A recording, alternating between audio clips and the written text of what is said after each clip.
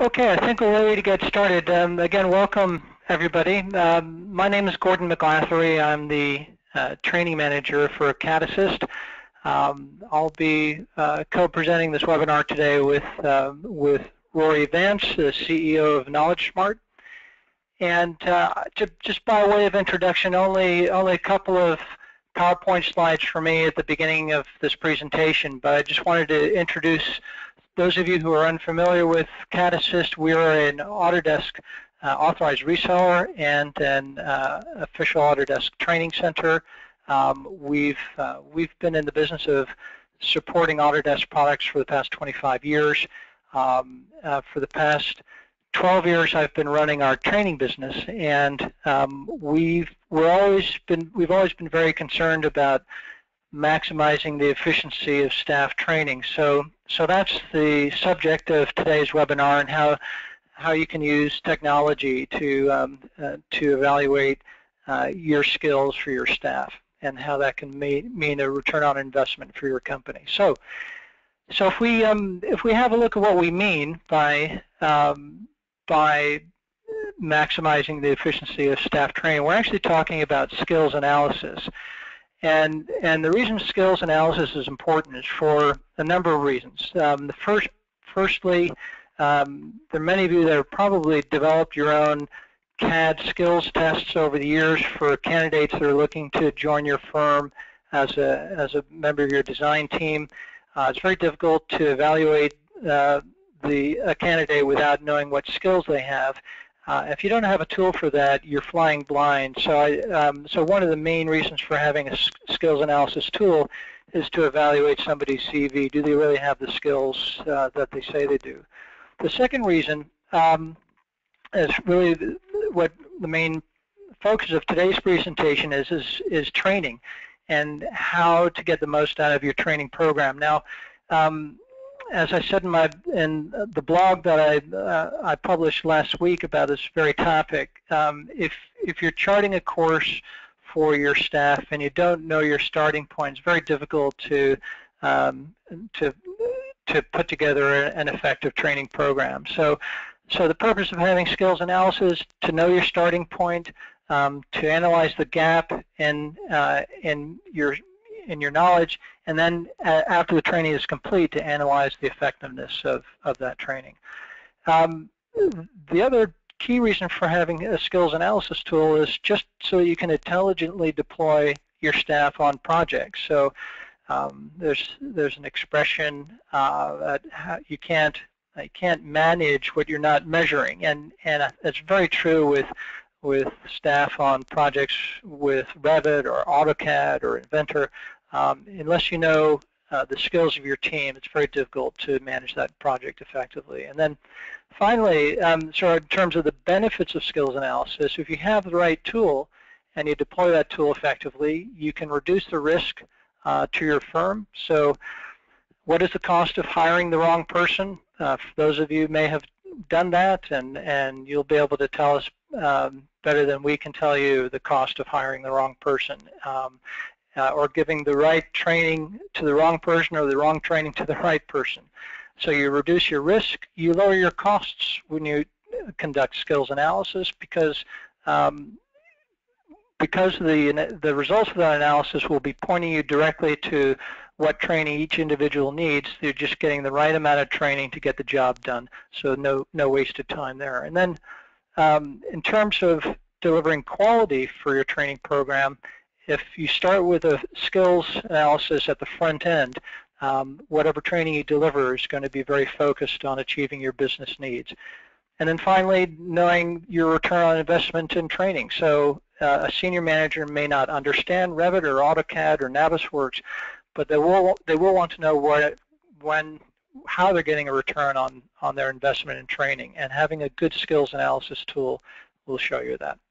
So that's the theme for today. I'm going to pass it straight over to Rory now, who's going to give us a presentation of the skills analysis tools we're talking about. Rory? Hi, Gordon. Thank you. Thanks for your introduction. Good afternoon, everyone. Thank you for taking the time to join the webinar today. It's really a really good honor and a pleasure for me to talk to you all today. And thank you to Gordon and their team for setting up this opportunity to present this afternoon. So as Gordon's saying, he's touched on the main themes of the presentation today. So I'm just going to switch across to a web browser view here. Gordon, can I just confirm with you that browser's switched across so you can see my screen okay with the browser in place? Yes, I can. Thank you, Rory. Thanks, Gordon. So there's a few familiar names on the webinar today, so nice to reconnect with you all, and there's some new faces as well. So hello to you all.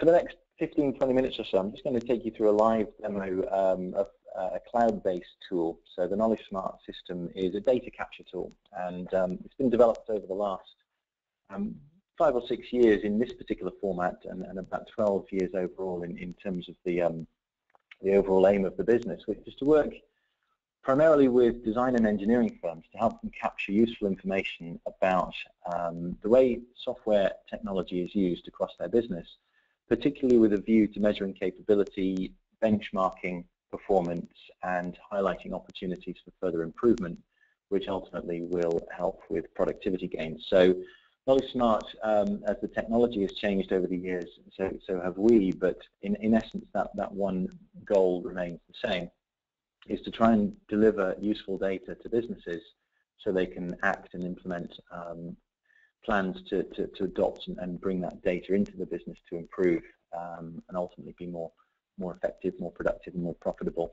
So there's two aspects to the KnowledgeSmart journey, I suppose. The first is the software, which we're going to look at now, and that's kind of a cloud-based solution, which really the main aim is to gather information and then present that information back in a useful format.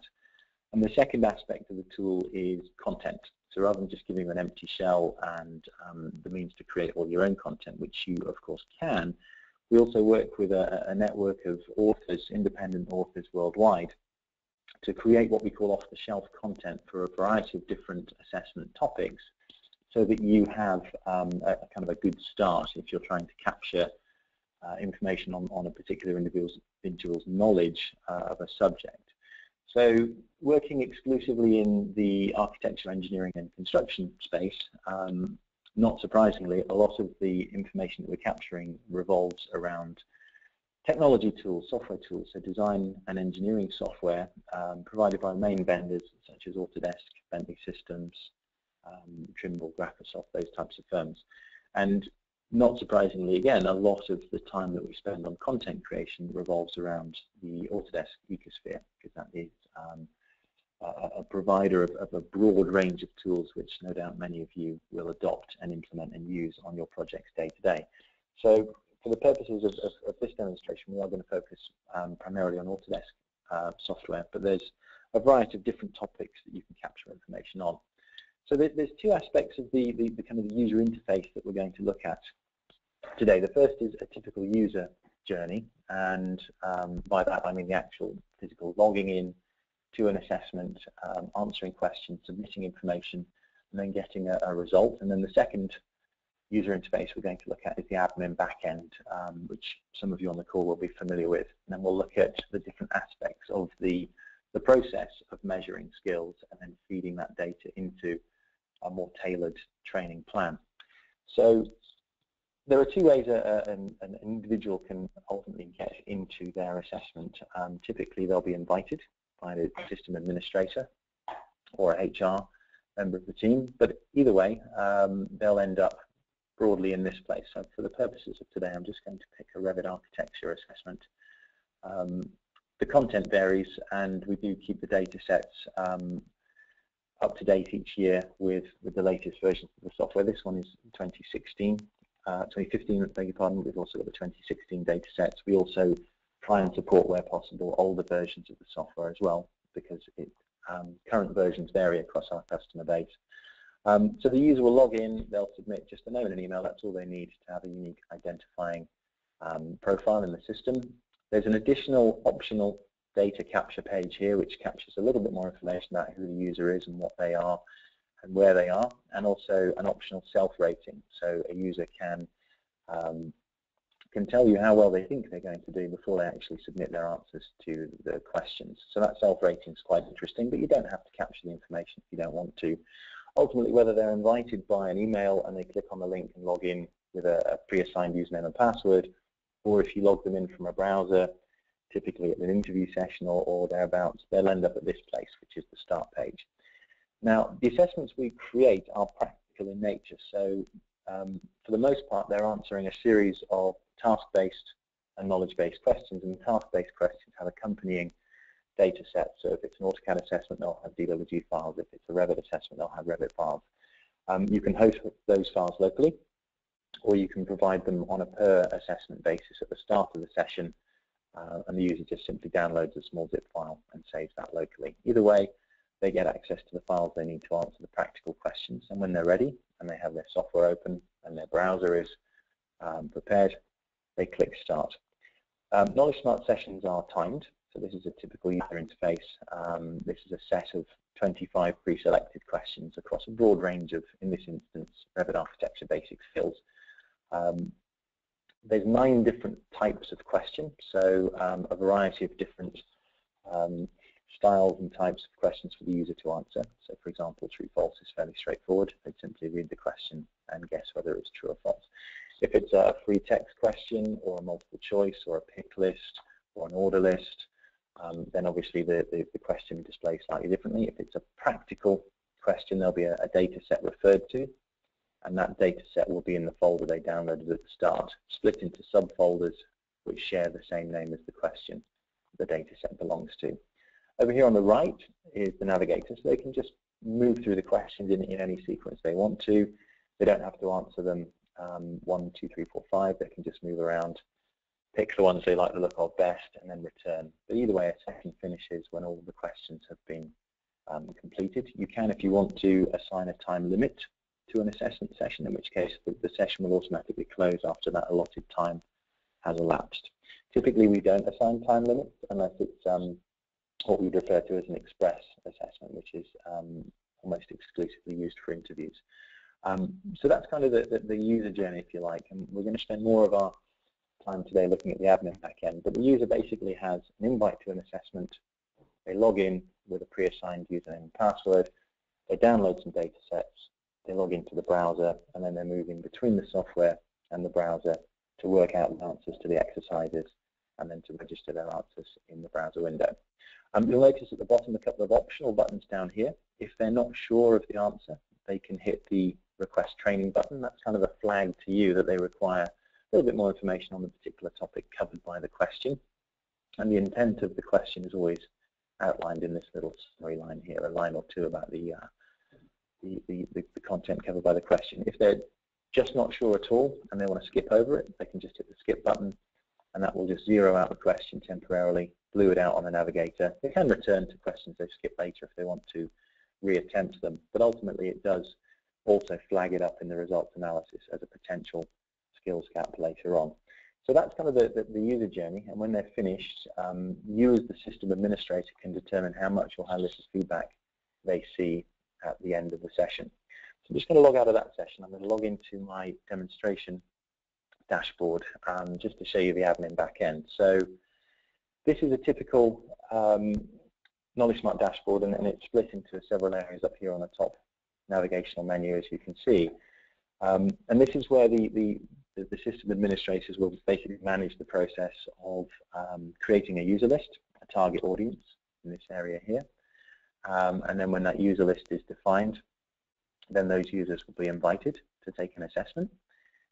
You can customize it, all different aspects of the message to your users, and it's quite important, we find, with to use the correct language and to use appropriate language in the context of skills assessments, because we've been doing this for a long time, and one thing above all else we know to be true is that people, generally speaking, don't like to be tested. They don't like to be put in that pressure environment, but equally, and particularly in the context of complex software, it's also true to say that people don't know what they don't know, and they are curious as to how they're doing.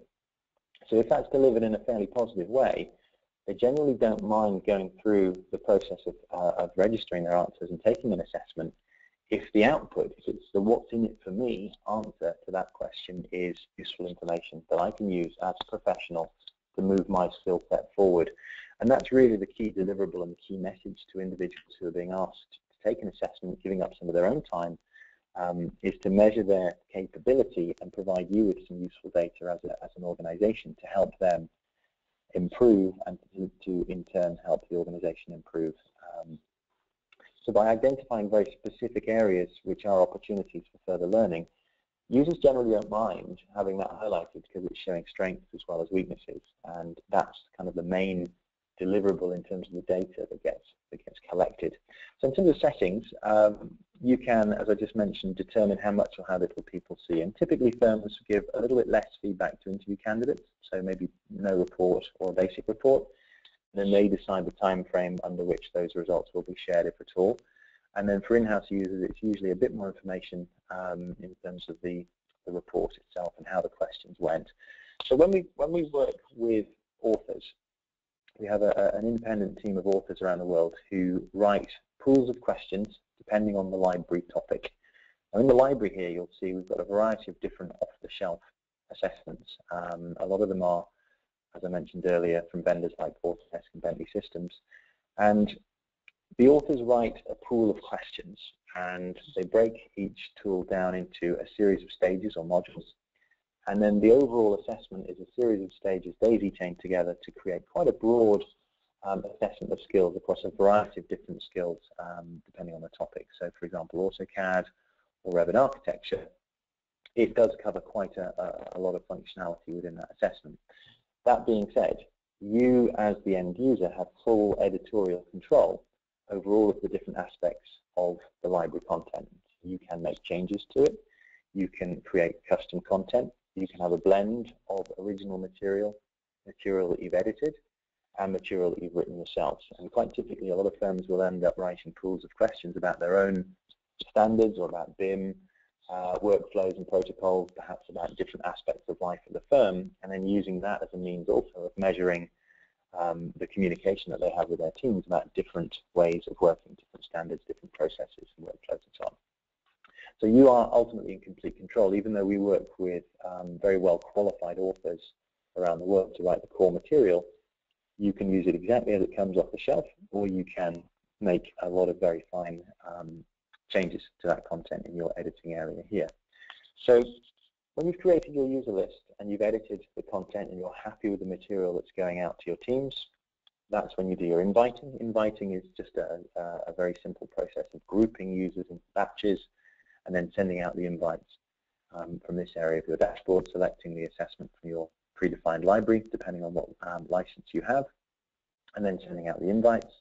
And then you can monitor the status of your invites here in your invites history. So ultimately, an assessment invite can have a status of not started, started but not finished, or finished. That's all it can be. And in terms of the progress, you can kind of monitor and stay on top of the invites that you sent and the progress of your teams. In terms of customization, we've hopefully given you a number of different useful tools to completely own the appearance and the interface that your users are logging into. You can brand it with your own corporate colors and logos. You can have optional extra buttons which capture additional information that we were just looking at. You can allow users to access their own personal admin portal if you want to, which we'll have a look at in just 1 second. And you can control the level of feedback. You can customize the message, the test invite message that goes out, and you can also have automated reminders with your own personal message as well. So we've tried to give you quite a lot of controls as to the way that the system looks and feels, and also the wording and the message that goes out to your team so that you're in complete control of that language. We want them and you to have a very clear understanding of what the intention is here. This is not about trying to catch people out. This is not about trying to make people nervous or embarrassed or worried. It's confidential data that is treated in the same way that any other confidential data is treated. When an assessment is finished, you as the administrator have an area in your dashboard called results, and this is just some dummy data here that we've put together for the purposes of showing you what that could look like. So again, sticking with our theme of Revit architecture, here's a typical Revit architecture result. If we click on this little link here, this takes us to the candidate's report, and depending on how much or how little feedback you've allowed them to see, this is not untypical of what would be displayed to the user at the end of a session. So if you've allowed them to see more information, they can expand that report, they can get a summary of the randomly drawn questions from the pool, how they did, whether they got it right or wrong. When our authors write questions, we also ask them to write what we call coaching notes. So coaching notes are basically the author's way of telling the user what they could have done to answer that question correctly. And it's just very robust and detailed feedback to the user on what they did during that assessment and which questions they were presented with. So once you've got a body of results data, really then the key for you as the leadership is to start making sense of this data. And in terms of the theme of our webinar today, this is really the main point of the message for today, is to understand what this data means, because the data in and of itself is not very helpful. It's how you apply this data. And in partnership with an organization like Cadassist, who are geared up and tasked to help you make best use of this data, that is the best blend that we've found over the years of maximizing the use of this information. So having a tool which captures reliable data at one end, and then having a partner which can help you interpret and interrogate those results, and then apply that information to your business afterwards. So in this system, we've also created a number of different filters.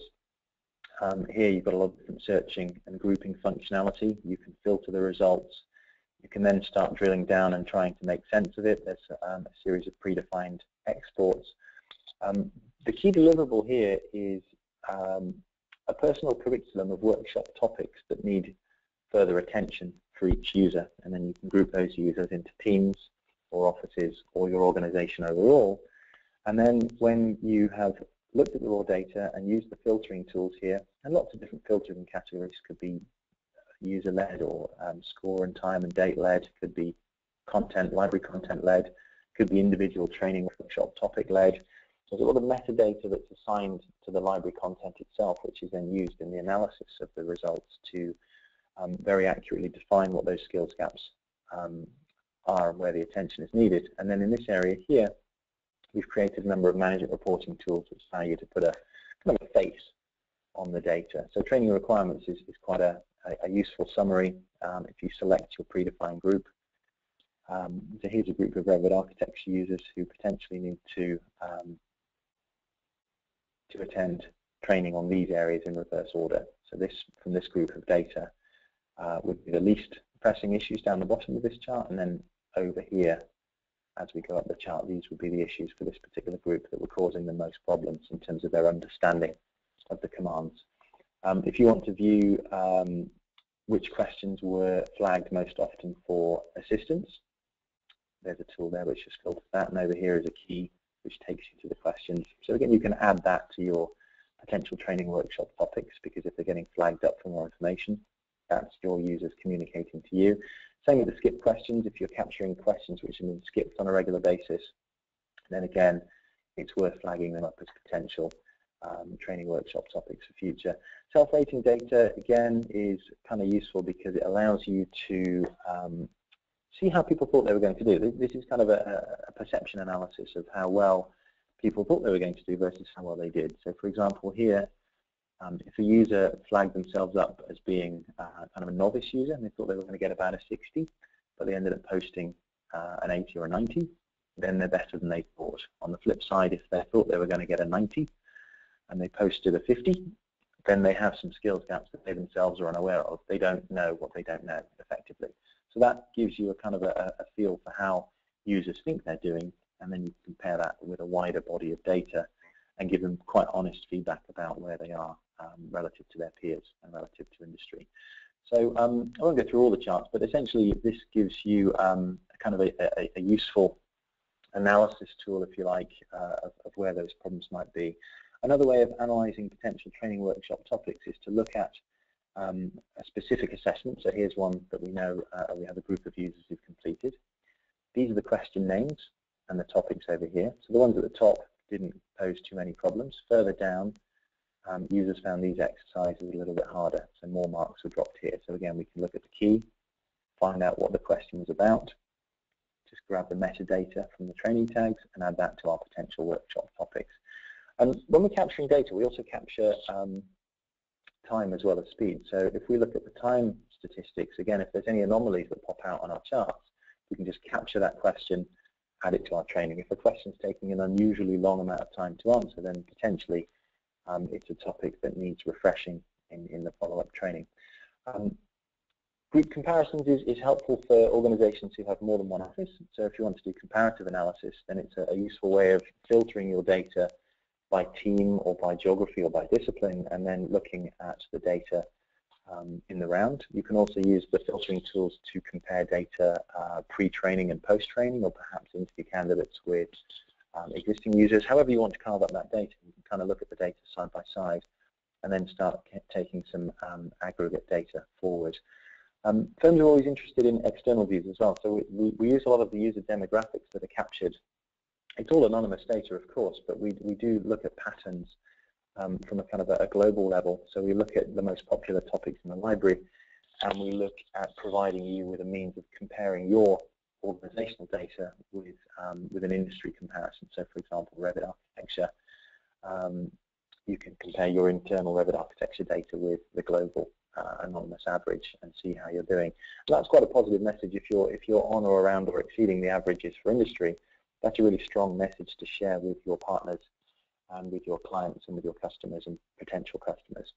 So that, in essence, is the intent, if you like, and the extent of the presentation that I'm sharing with you today in terms of the tools and the content and how it works. So I'm just going to go back to our presentation and resume and hand back over to Gordon. Excellent. Thanks, Rory. So I guess one of the questions that as an attendee of today's webinar you may be asking is, okay, well that seems like a terrific tool. What is Cadassist's role? And Rory alluded to that briefly in that there's some assistance that that you'd be able to benefit from in terms of analyzing the results of these assessments.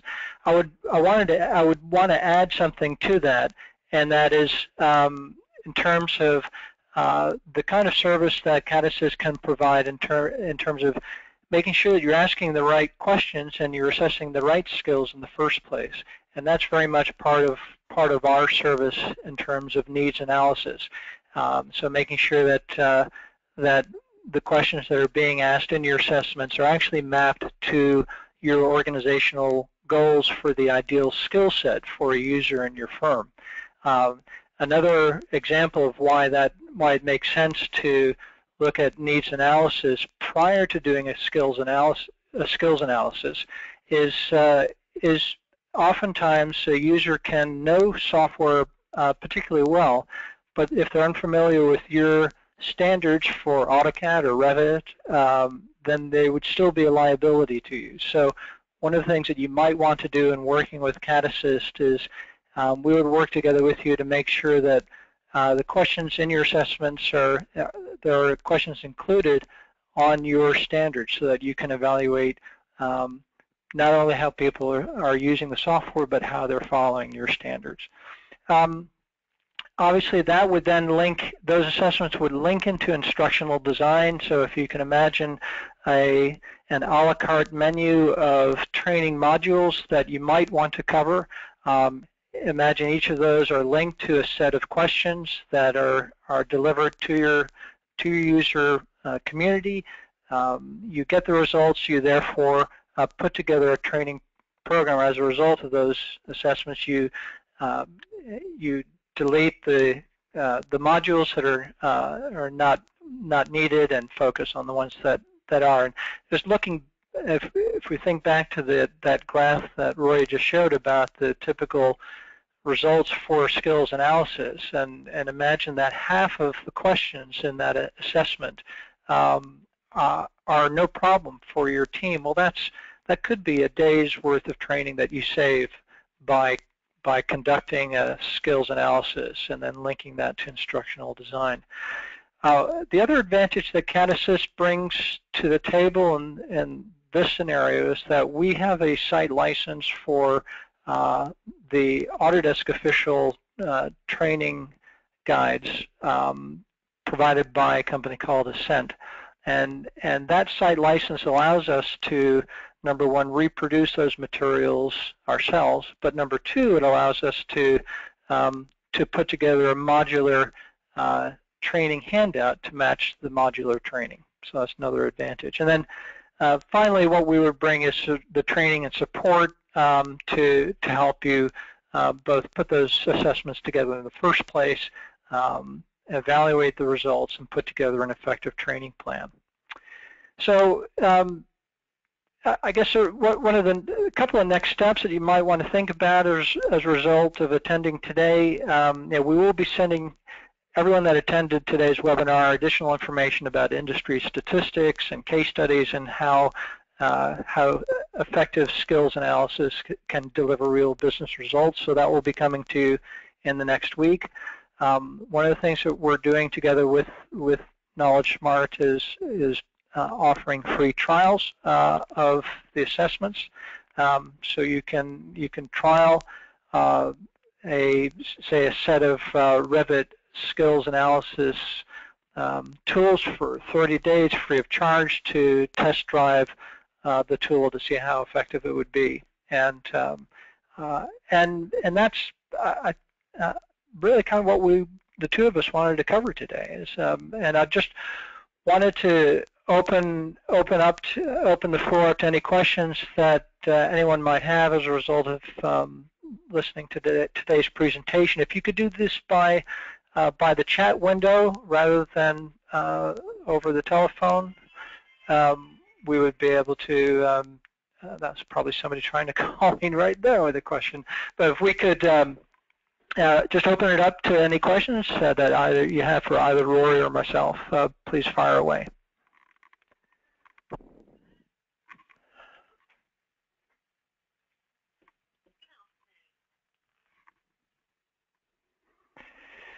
Okay. Okay. Well, there was one question for the audience. It's just a question about pricing. I was going to get that to the very end, at the very end, but we could review that now if you like. Basically, the price for well, actually, I'm going to let Rory explain the pricing, because there are lots of options in terms of that are based on the company size and the number of test topics that you want to utilize. So I'm going to pass that question actually back over to Rory. Sure, thanks, Gordon. Yeah, price is a fairly common question with regard to any software tool. So there's two aspects which determine the price of a KnowledgeSmart license. First is the user number. So we tend to divide firms into kind of user bands, so 1 to 25, 26 to 100, 101 to 250, 251 to 500, and so on. So that kind of gives us a feel for the size of an organization. And then secondly is the most important topics in the library that you're keen to analyze and assess. So again, there's four choices there. One topic, for example, as a primary topic would be Revit architecture. Two topics might be if you want to assess knowledge of Revit architecture and AutoCAD. Three topics might be the three flavors of Revit. Four or more, and we open that up to what we call an enterprise license. So we've got Pro 1, Pro 2, Pro 3, and Enterprise. Some topics are quite popular across our customer base. So, for example, the Revit suite.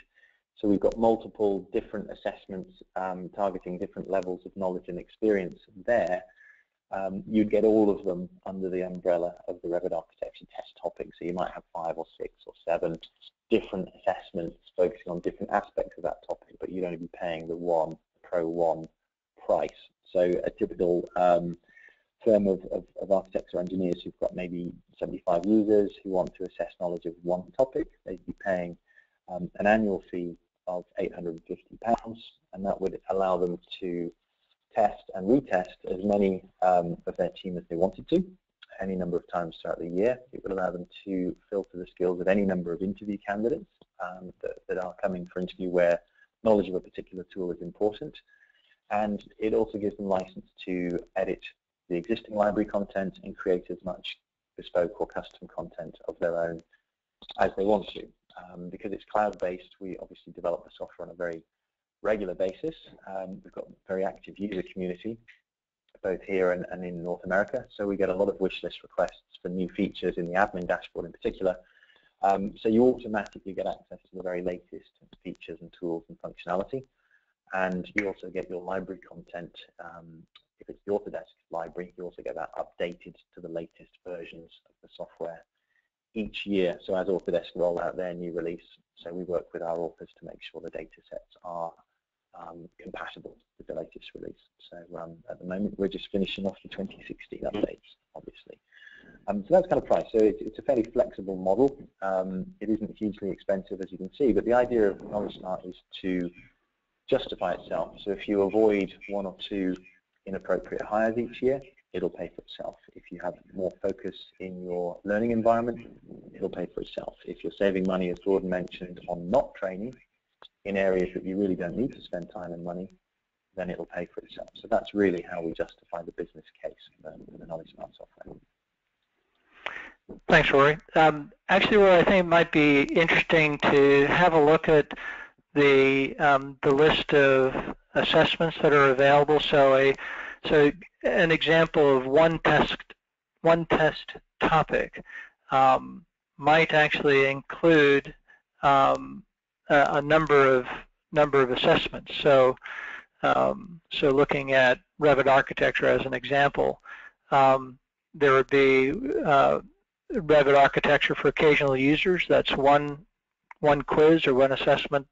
Fundamentals is a second. Express is a third. Express is usually for interviewing,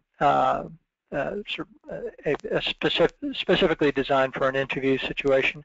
An advanced assessment, content creation, and Revit interior. So there's and project management as well. So 1, 2, 3, 4, 5, 6, 7 assessments for that one price of, say, £400 for testing up to 25 users. Yeah, there's also the community area down here. So you also get the Revit architecture set written by a training provider down here at the bottom, and there's a BIM management section as well, which are included as part of the Revit price. So there's actually 9 for Revit architecture. Yeah. Bargain. Okay. Right. Are there any other questions regarding KnowledgeSmart or Cadassist's skills analysis services?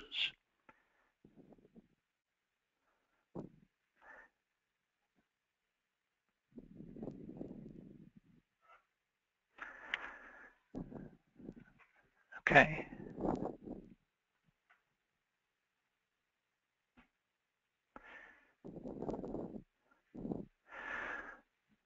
Okay, well, Rory must have done a terrific job because everyone seems quite happy with the information they received today. So obviously, Rory, if you could go back to the presentation, if you'd like some further information in terms of contacting us, here are our details.